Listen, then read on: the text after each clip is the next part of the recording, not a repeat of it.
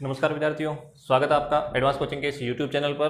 विद्यार्थियों, हमारा जो प्रकरण चल रहा था वो पृष्ठीय क्षेत्रफल एवं आयतन चल रहा था। आगे हम आज इसके सवालों के बारे में चर्चा करेंगे। तो देखिए, हमने कल 16.1 जो प्रश्नमाला है उसके 5 सवाल पढ़ लिए थे।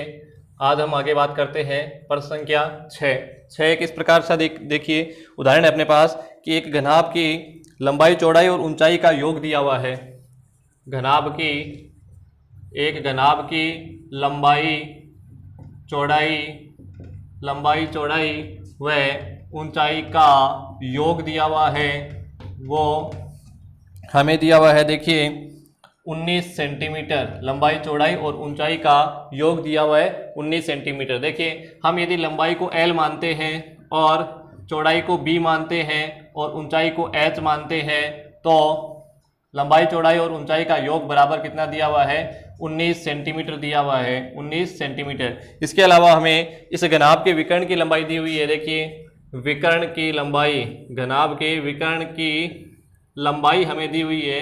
कितनी लंबाई? देखिए, लंबाई हमें इसकी 11 सेंटीमीटर दी हुई है। ये हो गया लंबाई 11 सेंटीमीटर। हमें इस घनाभ का क्षेत्रफल ज्ञात करना है, संपूर्ण पृष्ठीय क्षेत्रफल ज्ञात करना है। तो देखिए, हमें यहाँ ये दो चीज़ें दी हुई है, एक लंबाई, चौड़ाई और ऊंचाई, तीनों का योग दिया हुआ है। हमें लंबाई, चौड़ाई, ऊंचाई अलग अलग से नहीं दी हुई है, नहीं तो हम सीधा क्षेत्रफल ज्ञात करने का सूत्र लगा देते और हल कर लेते। लेकिन यहाँ लंबाई, चौड़ाई और ऊंचाई का योग दिया हुआ है 19। हम इसे समीकरण बना देंगे 1। बात करेंगे विकर्ण की लंबाई देखो हमें पहले से दी हुई है 11 सेंटीमीटर। तो हमें पता है विकर्ण की लंबाई का जो सूत्र होता है वो होता है √L² plus B² plus H², अर्थात लंबाई का स्क्वायर प्लस चौड़ाई का स्क्वायर प्लस ऊंचाई का स्क्वायर का वर्गमूल बराबर 11 सेंटीमीटर। देखिए, हम वर्गमूल का पक्षांतरण करते हैं दूसरे पक्ष में, तो यहाँ आता है L² plus B² plus H² बराबर, हम यहाँ देखिए √ का पक्षांतरण कर देंगे तो ये साइड स्क्वायर आ जाएगा। तो हमारे पास जो बनेगा, देखिए L² plus B² plus H² बराबर 11 का जो स्क्वायर करेंगे यानी 11 को 11 से गुणा करेंगे तो 11 को 11 से गुणा करने पर आते हैं 121 सेंटीमीटर। तो देखिए, हमें ये 11 सेंटीमीटर दिया था और इन तीनों का जो स्क्वायर का योग है वो 21 सेंटीमीटर। हम यहाँ देखेंगे, देखिए कि ये जो बात है ये यहाँ पर बता रहे हैं कि 121 सेंटीमीटर है, और यहाँ हम देख रहे हैं कि L plus B plus H तीनों का योग जो है वो 19 सेंटीमीटर है। तो हम क्या करेंगे, इसे बना देंगे समीकरण 2 और वापस आएंगे समीकरण 1 पर। तो देखिए, समीकरण 1 में वापस आएंगे तो देखिए यहाँ हमें L B H तीनों का योग जो दिया हुआ है 19 सेंटीमीटर दिया है। यहाँ वर्ग है तो हम क्या करेंगे, इसका क्या कर देंगे, वर्ग कर देंगे, अर्थात समीकरण 1 का वर्ग, दोनों पक्षों का वर्ग करने पर। देखिए, समीकरण 1 हमारे पास है L plus B plus H बराबर 19 सेंटीमीटर। देखिए, क्या कर देंगे हम, दोनों पक्षों का वर्ग हम दोनों पक्षों का वर्ग कर रहे हैं। तो वर्ग करेंगे तो देखिए L plus B plus H का होल स्क्वायर करेंगे और बराबर 19 का भी स्क्वायर करेंगे। दोनों पक्षों में हम क्या कर रहे हैं, इसका दोनों पक्षों का वर्ग कर रहे हैं। तो देखिए, L का हम A plus B plus C इसको कह सकते हैं, तो A plus B plus C या XYZ कह सकते हैं। तो देखिए, A plus B plus C का होल स्क्वायर, इसके लिए हमने सर्वसमीका पढ़ी थी, यानी A plus B plus C का यदि होल स्क्वायर हो तो उसके लिए सर्वसमीका क्या होती है। देखिए, हम यदि सर्वसमीका यहाँ लिख लेते हैं कि हमारे पास सर्वसमीका होती है कि A plus B plus C का होल स्क्वायर हो तो हमारे पास A² plus B² plus C² plus 2AB plus 2BC plus 2CA आ जाता है। ठीक है, यदि हमारे पास A plus B plus C का होल स्क्वायर हो तो इस प्रकार से हम उसको हल करके लिख देते हैं। तो देखिए, हमारे पास यहाँ पर L plus B plus H ये तीनों क्या है, A B C की जगह है, तो हम इसकी जगह ये लिखते हैं। तो देखिए, A² अर्थात यहाँ पर क्या बन जाएगा, L² plus B² plus H², L² plus B² plus H² plus 2 into L गुणा B, LB plus 2 into B गुणा H प्लस H2 गुणा H गुणा L। ठीक है, और बराबर हमारे पास 19 का स्क्वायर करेंगे, 19 को 19 से गुणा करेंगे तो ये हो जाएगा 361। अब देखिए हमारे पास यहाँ समीकरण 2 में l plus B plus H यानी l square plus B square plus H square का मान हमारे पास दिया हुआ 121। तो हम क्या करेंगे, इसकी जगह लिख देंगे 121 प्लस, इसमें क्या करेंगे, देखिए ये और ये इन दोनों सब में क्या है, 2 कॉमन है तो 2 ले लेंगे हमें कॉमन। बचा क्या है यहाँ पर, L B plus B H plus H L बराबर हमारे पास आ गया 361। देखिए अब हम क्या करेंगे, 121 का यहाँ पर क्या कर देंगे, पक्षांतरण कर देंगे। तो हमारे पास देखिए जो बचा यहाँ पर 2 गुणा, हमारे पास जो यहाँ बचेगा 2 गुणा, देखिए 2 गुणा एल गुणा बी प्लस बी गुणा एच प्लस एच गुणा एल बराबर, हम देखेंगे इस पक्ष में कितनी संख्या 361 और पक्षांतरण करेंगे हम 121 का, तो ये माइनस के आ जाएंगे 121। देखिए 2 गुणा एल गुणा बी प्लस बी गुणा एच प्लस एच गुणा एल बराबर 361 में से 121 घटाएंगे तो ये हमारे पास आ गया 240 सेंटीमीटर स्क्वायर। देखिए ये हमारे पास 2 गुणा एल प्लस बी गुणा बी प्लस एच गुणा एल, ये क्या होता है, 2 गुणा लंबाई गुणा चौड़ाई प्लस चौड़ाई गुणा ऊंचाई प्लस ऊंचाई गुणा लंबाई। ये हमारे पास क्या आ गया, ये हमारे पास आ गया घनाभ का संपूर्ण पृष्ठीय क्षेत्रफल। देखिए ये सूत्र किसका होता है, घनाभ के संपूर्ण पृष्ठीय क्षेत्रफल का, इसलिए हम इसको लिखेंगे, देखिए घनाभ का संपूर्ण पृष्ठीय क्षेत्रफल, इसे लिखेंगे घनाभ का संपूर्ण पृष्ठीय क्षेत्रफल बराबर ये आया हमारे पास 240 सेंटीमीटर स्क्वायर, अर्थात हमारे पास जो घनाभ का संपूर्ण पृष्ठीय क्षेत्रफल है वो 240 सेंटीमीटर स्क्वायर है। चलिए आगे के सवाल में हम बात करते हैं, एक और सवाल की हम बात करते हैं। इसके आगे का जो प्रश्न है, प्रश्न संख्या 7 पाठ्य पुस्तक का 16.1 प्रश्नमाला का प्रश्न संख्या 7 हम पढ़ रहे हैं। तो देखिए इसमें है कि 6 मीटर भुजा के वर्गाकार फर्श के कमरे में 180 घन मीटर हवा है। तो देखिए सबसे पहले तो ये देखेंगे जो हमारे पास कमरा है उसका जो आधार है वो वर्गाकार है, आधार जो है वर्गाकार है, अर्थात आंगन है जो वो क्या है, वर्गाकार है। ठीक है, ऊंचा के वर्गाकार फर्श, देखिए वर्गाकार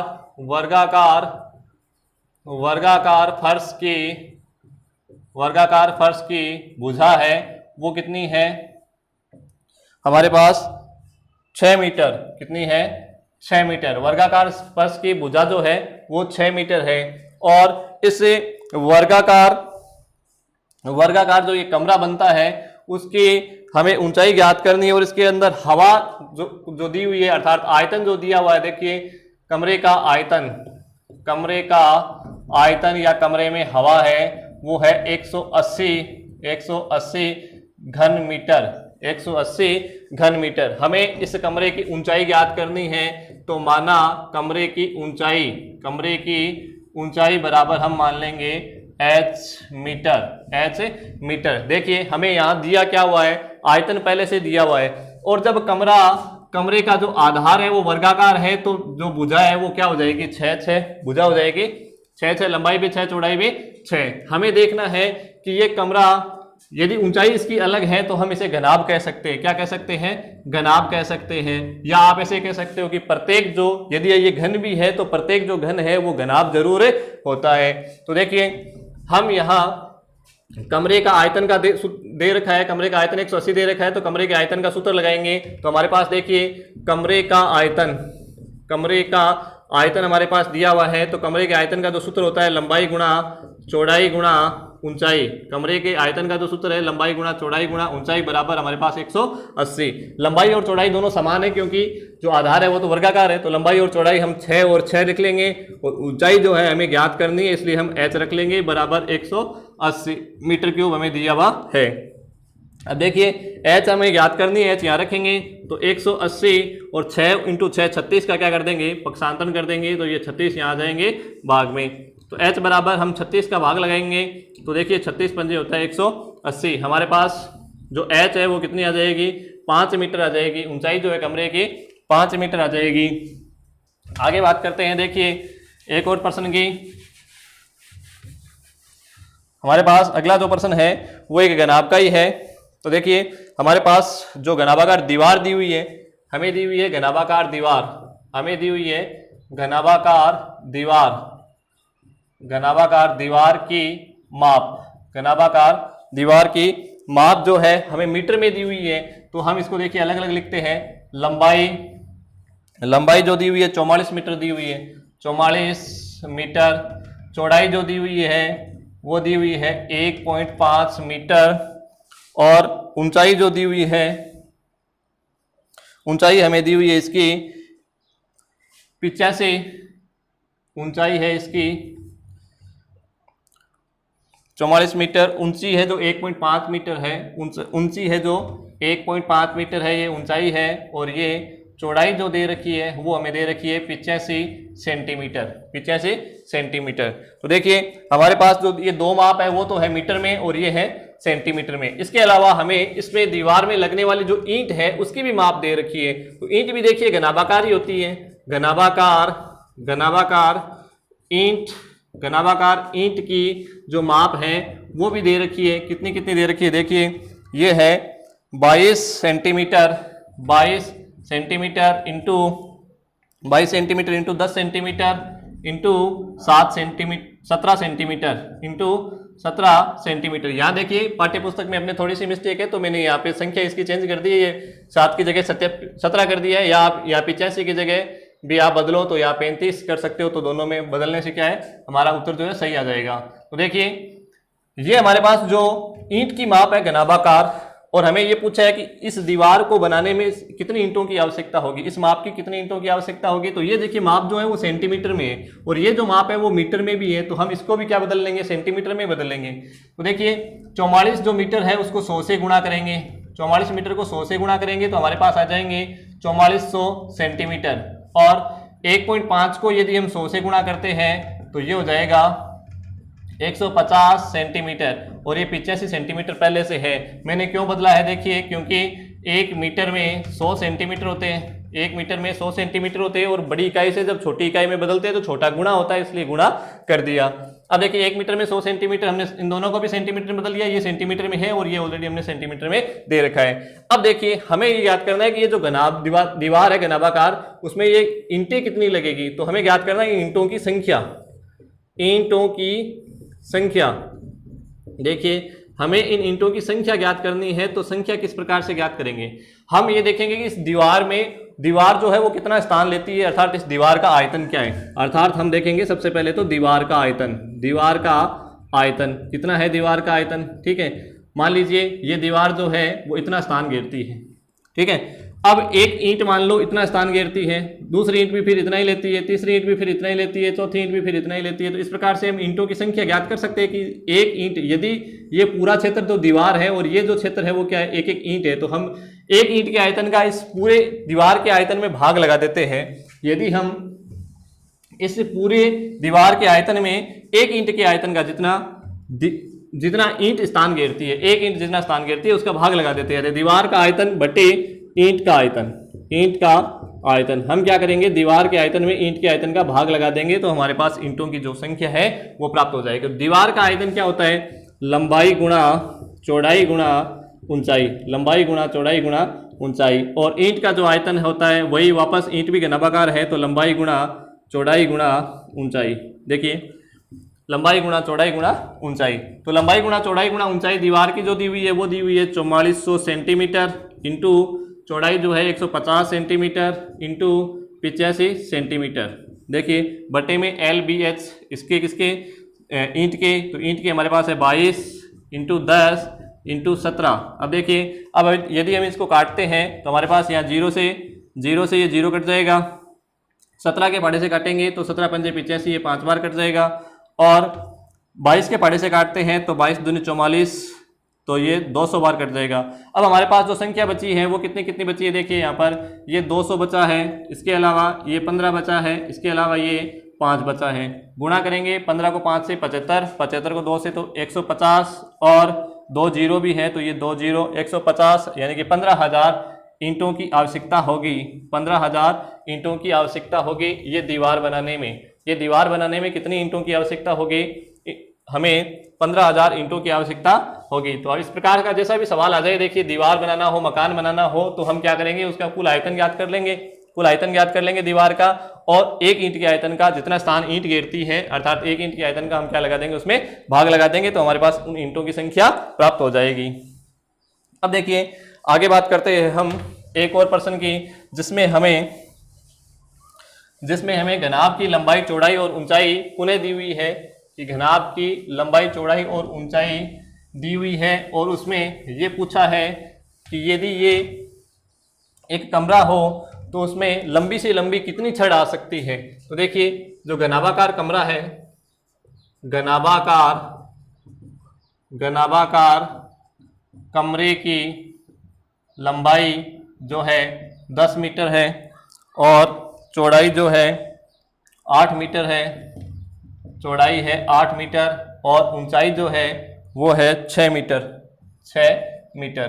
देखिए इस कमरे में लंबी से लंबी कितनी छड़ आ सकती है, अर्थात देखिए यदि हम एक घनाभ या कमरा बनाते हैं तो इस प्रकार का घनाभ या कमरा होता है, तो लंबी से लंबी जो छड़ आती है, हमने पूर्व में चर्चा की थी कि लंबी से लंबी जो छड़ है वो एक किनारे से दूसरे किनारे तक आनी चाहिए, अर्थात इसे हम बोलते हैं घनाभ का विकर्ण। हमें क्या ज्ञात करना है यहाँ पर, घनाभ का विकर्ण।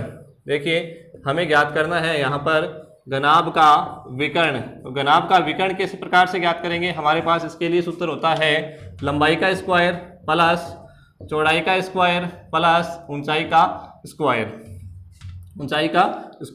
देखिए लंबाई हमारे पास यहाँ पर है 10 का स्क्वायर प्लस चौड़ाई हमारे पास है 8 का स्क्वायर प्लस ऊंचाई हमारे पास है 6 का स्क्वायर, अर्थात 6 का वर्ग। देखिए हम क्या करेंगे, 10 का स्क्वायर लिखेंगे तो 10 का स्क्वायर 100, 10 को 10 से गुणा करेंगे, 8 का स्क्वायर 8 को 8 से गुणा करेंगे 64, और 6 को 6 से गुणा करेंगे 36। दोनों को जोड़ेंगे तो हमारे पास इसका जो योग हो जाएगा वो हो जाएगा 200 का वर्गमूल करेंगे, तो वर्गमूल में देखिए 2 के जोड़े बनते हैं, 200 में हम 2 का भाग लगाएंगे। सबसे पहले अभाज्य गुणनखंड किया जाता है, अभाज्य गुणनखंड करेंगे तो ये 100 आ गया, और 2 का भाग लगाएंगे ये 50 आ गया, फिर 2 का भाग लगाएंगे 25 आ गया, फिर 5 का भाग लगाएंगे 5 आ गया, फिर 5 का भाग लगाएंगे ये 1 आ गया। तो यहाँ जोड़े कितने बन रहे हैं, देखिए 5 का बन रहा है, 2 का बन रहा है। इस 2 का नहीं बन रहा तो इसको क्या रख देंगे, यहाँ अंडर रूट में ही रख देंगे, और इस 5 लेंगे यहाँ से और 1 लेंगे यहाँ से 2, तो 5 और 2 कितने हो गए 10, अर्थात हमारे पास जो विकर्ण की लंबाई है वो 10 अंडर रूट 2 मीटर आ जाएगी। 10 अंडर रूट 2, अंडर रूट 2 का आप मान रखना चाहो तो 1.414 रख सकते हो। देखिए आगे हल करते हैं, यदि 10 इंटू अंडर रूट 2 का मान हम रखते हैं 1.414,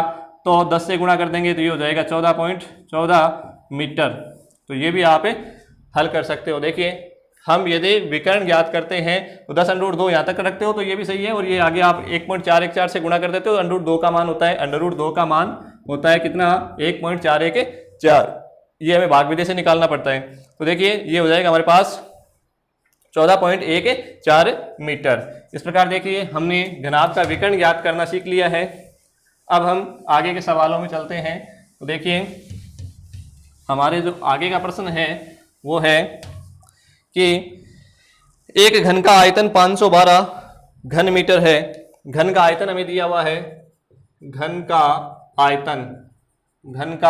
आयतन हमें दिया हुआ है 512 मीटर क्यूब। हमें क्या करना है, हमें इस घन की भुजा ज्ञात करनी है।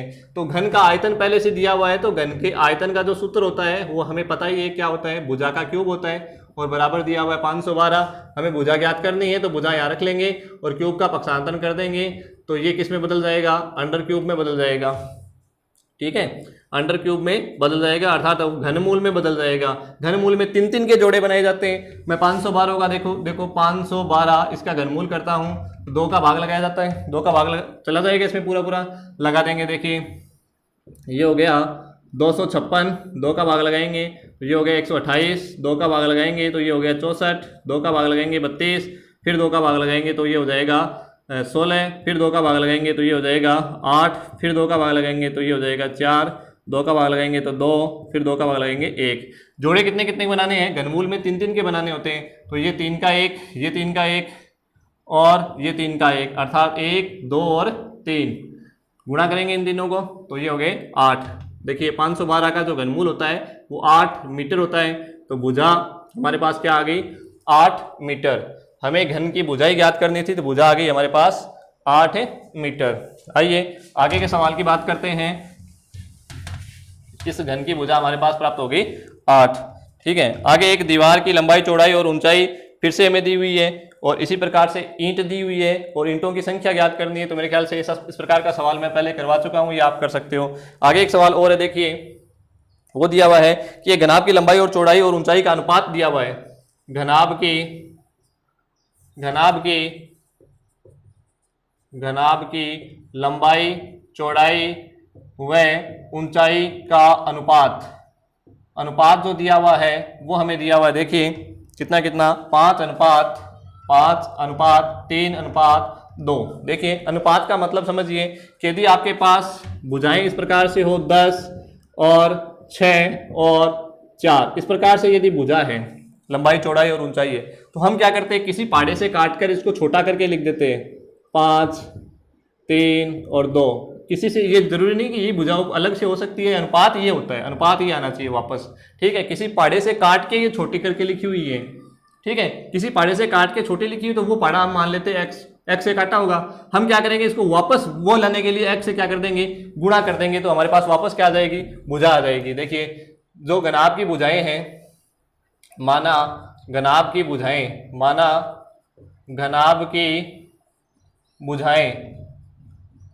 भुजाएं जो है वो हो जाएगी 5x 3x व 2x, 5x 3x व 2x, ठीक है। अब हमारे पास घनाभ की जो लंबाई चौड़ाई और ऊंचाई है वो तीनों हमारे पास है। अब हमें इस घनाभ का संपूर्ण पृष्ठीय क्षेत्रफल दिया हुआ है। घनाभ का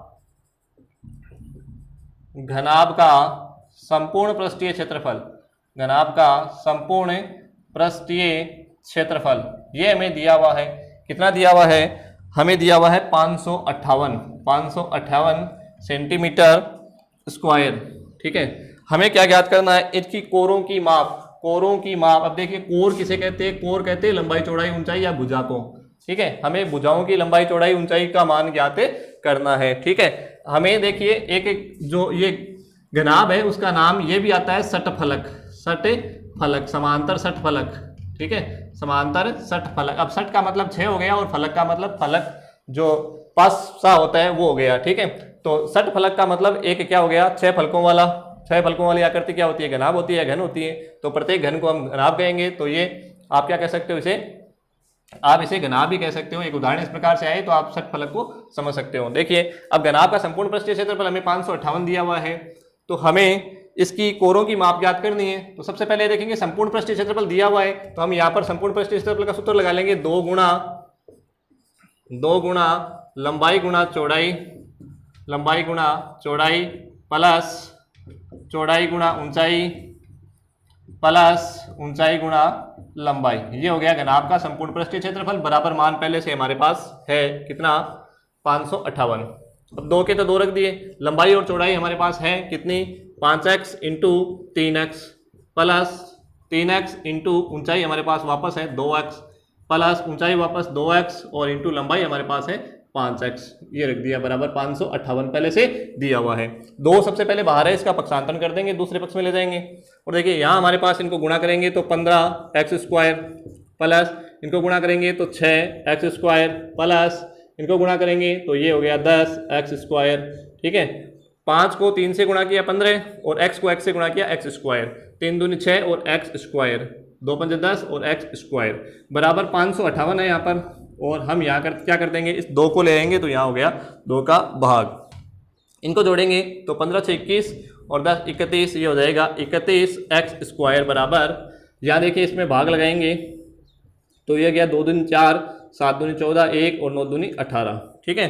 तो ये बच गया x² बराबर 2 7 9 और हम भाग लगाएंगे इसमें किसका, 31 का, इसका भाग लगाएंगे 31 का, x² बराबर 31 का, इसमें भाग लगाएंगे तो 9 बार बोलेंगे 31 का पढ़ा तो हमारे पास ये आ जाएगा 279, ठीक है। फिर हम क्या करेंगे, यहाँ स्क्वायर भी है, स्क्वायर का पक्षांतरण करेंगे, तो स्क्वायर का पक्षांतरण करेंगे तो देखिए ये हो जाएगा 9 का वर्गमूल। देखिए जब भी हम स्क्वायर का पक्षांतरण करते हैं तो प्लस माइनस के निशान 2 साथ में जाते हैं, ठीक है। तो अब यहाँ पर जो मान हमारे पास आ रहा है वो x का आ रहा है, अगर लंबाई चौड़ाई से गुणा होगा तो लंबाई चौड़ाई ऊंचाई ये कभी ऋणात्मक होते नहीं है, इसलिए मैंने यहाँ पे जो माइनस का निशान है वो लिया ही नहीं है। तो ये हमारे पास हो जाएगा कितना, 3, कितना हो जाएगा 3, और जो x का मान 3 यदि आया है तो हमें कोरों की माप याद करनी है, हमें लंबाई याद करनी है। देखिए घनाभ की लंबाई घनाभ की लंबाई हो जाएगी कितनी, 5 इंटू 3, 5 इंटू 3 बराबर 15 सेंटीमीटर।